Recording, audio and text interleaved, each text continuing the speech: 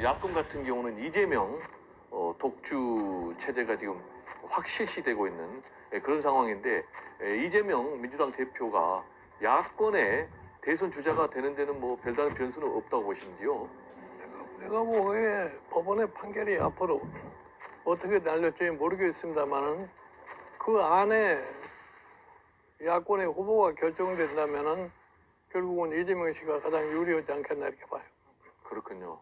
그리고 이제 이준석 의원 같은 경우도 저희 이제 KBC하고의 대담을 통해서 자신도 다음 대선에 도전하겠다라는 뜻을 분명히 했는데, 내가 사실은 이준석이 이번 국회에 진입을 하면은 대한민국 정치의 변곡점이 될 거라고 내가 얘기한 적이 있어요. 네. 뭐 그때만 하더라도 대권 얘기를 하면은 뭐 내가 자꾸 부추기기만 하는 거지 자기는 그런 생각이 별로 없었다는 식으로 얘기를 하는데 최근에 와서 보니까 자기 본인 스스로가 이제 대권에 자기도 출마할 수 있겠다 이렇게 얘기를 하는데, 결국 가서 내가 보기에는 이재명 대표의 가장 거꾸로운 상대자가 아마 이준석이가 될지도 몰라요. 네. 국민이 갈망하는 바가 뭔가 이것에 대한 명확한 비전을 제시하지 않고서는 대통령하기 힘들 거예요. 그러니까 그거에 대한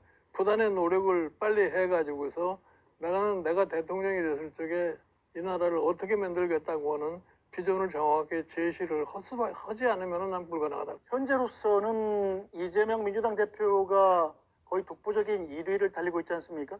이건 어떻게 보십니까? 저는 이재명 대표가 뭐 지금 지지율이 높지만은, 저는 제가 이제 대선과 지선에서 민주당 상대로 제가 당대표할 때 전략 잘 짜가지고 승리했던 경험이 있기 때문에 저는 충분히 상대 가능하다 이렇게 보고 있고요. 가장 중요한 거는 전장을 바꿔야 됩니다. 결국은 이재명 대표나 아니면 윤석열 대통령이나 법조인 출신으로서 이런 어떤 선악구도 나누고 이런 거 있어가지고 사실 도토리 키재기 하면서 지금까지 정치해 온 거거든요. 저는 확 우리 국민들께 시야를 미래로 넓혀줬으면 좋겠습니다. 대한민국의 미래라는 것이 과연 저런 식으로 권력기관 장악하고 수사기관 장악해가지고 상대를 죽이려고 하는 복수의 정치 속에 진행돼야 되는 것이냐. 요즘 젊은 세대 같은 경우에는요, 문재인 대통령도 그렇고 윤석열 대통령도 보면서 항상 방송 보면서 뭘 가장 지적하는 줄 아세요? 왜 우리나라는 대통령 뽑아놓으면은 항상 국제회의 같은 데 가셔가지고 많은 세금 들여가지고 전용기 타고 가셔가지고 다른 나라 정상들은 이렇게 팔 잡고 다른 정상들이랑 한마디라도 하면서 국익을 위해서 뭐 이렇게 말해볼까 이런 걸 하는데, 우리 대통령들은 멀뚱멀뚱 서가지고 꼬다는 보릿자루처럼 국제 무대에서는 왜 저렇게 작아 보일까? 국내에 와서는 이렇게 여포처럼 하고 다니시는 분들이, 저는 이제 앞으로 글로벌 무대 속에서도 빛날 수 있는 세대가 있고 그 안에서 역할할 수 있는 사람들이 국가를 이끌어야 된다 이렇게 생각하고요. 저는 그렇게 판이 갈렸을 때 아까 제가 얘기했던 여러 가지 문제들이 생길 수 있다. 지금 산업의 문제라든지 일자리의 문제라든지 이런 거 기술의 문제 굉장히 심각합니다. 그런데 지금 대한민국 정치권이 못 다루는 이유는요, 그거 공부할 생각도 별로 없고요, 그거 안 다뤄도 자기들 지금 정치 유지하는데 별 문제 없다고 생각하기 때문이거든요. 확 바꿔버려야 됩니다.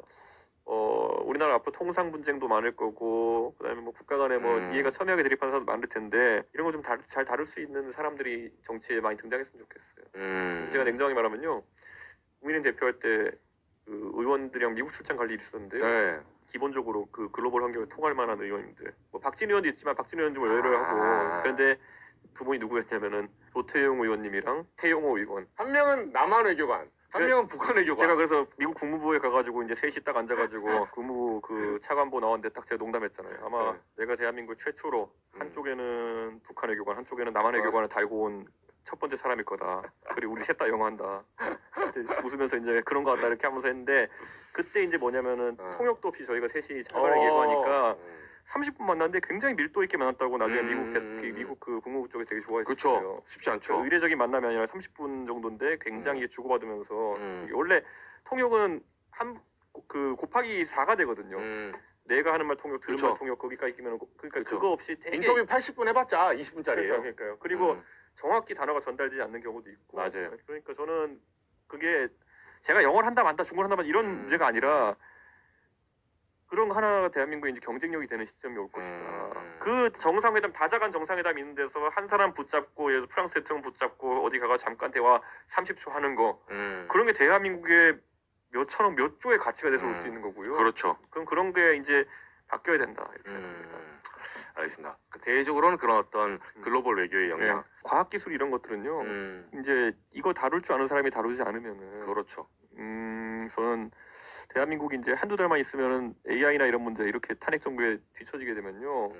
격차가 꽤 날 수밖에 없는 상황이 올 것이다. 그리고 금융 문제 같은 경우도요. 제발 좀 민주당의 그런 금투세 접근 논리 이런 것처럼 1대 99 논리 이런 것들 알려들지 말고 밸류업이라는 얘기 우리가 하잖아요. 이런 것도 구체적으로 어떻게 시행해야 되는지. 그렇죠.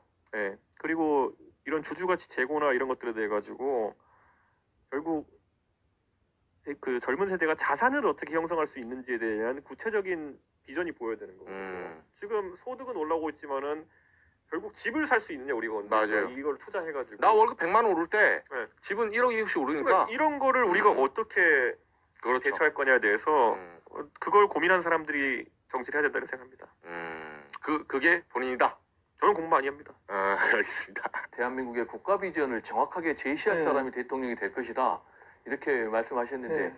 혹시 이사장님이 생각하는 대한민국 미래 국가 비전의 방향은 어떻게 되실까요? 내가 보니까 뭐 어디 방송을 들어보니까 이준석 의원이 불란서의 마크론을 예를 들어서 설명을 했던데 네. 불란서의 마크론이라는 사람은 자기 나름대로의 불란서의 역사를 고찰을 하면서 오늘날 불란서가 처한 여러 가지 상황을 갖다가 어떻게 변화를 시키겠다고 하는 명확한 소위 비전을 제시를 한 겁니다. 네. 그렇게 해서 그 사람이 아무런 저희 정치적 기반이 없던 사람이 대통령이 될 수가 있었는데 우리나라는 여러 가지 여건이 불란서하고 좀 달라요. 네. 그리고 우리나라의 지금 유권자들의 수준을 놓고 봤을 적에는 세계 어느 나라의 유권자 못지않게 성숙성이 강한 나라입니다. 그러니까 거기에 알맞는 얘기를 해야